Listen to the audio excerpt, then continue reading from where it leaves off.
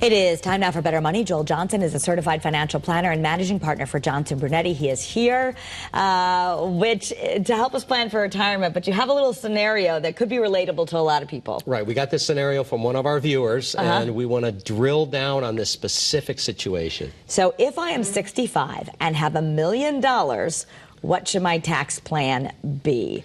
Right. So here we have a situation where somebody's saved a round amount. I'm sure it's not exactly $1 million.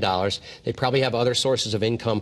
And the key is, if you minimize taxes in retirement, you're going to have more money to spend. It sounds real simple, but people struggle with this. They end up paying much more in taxes than they need to in retirement. So you need to analyze all sources of income. That's right. IRAs, 401ks, any kind of Social Security or pension benefits. Which ones should you take first? We'll talk about that again in just a moment. But you've got to look at the way taxes are treated differently in those different sources of retirement income. Then you want to decide if you want to leave money to someone or spend it all. Right. So you're, and there was a book years ago called Die Rich, which the idea, or Die, what was it?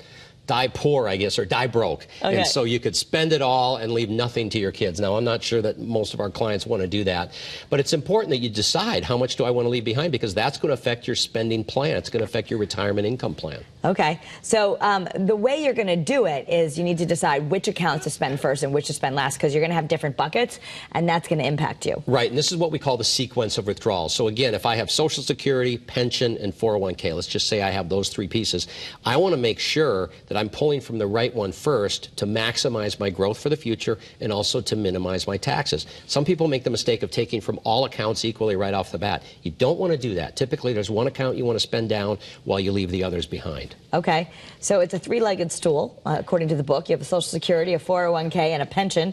But we have 6 building blocks to success, and it's a book called Maximizing Retirement. It's absolutely free.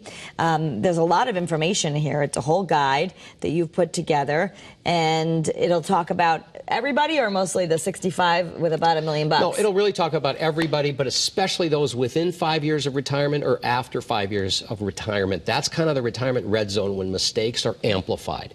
So everybody should get a copy of the book, but especially if you're within 5 years of retirement one way or the other. It'll help you from making those mistakes, and it'll give you those building blocks that, again, once you get them right in the beginning, all you have to do is check and adjust from time to time.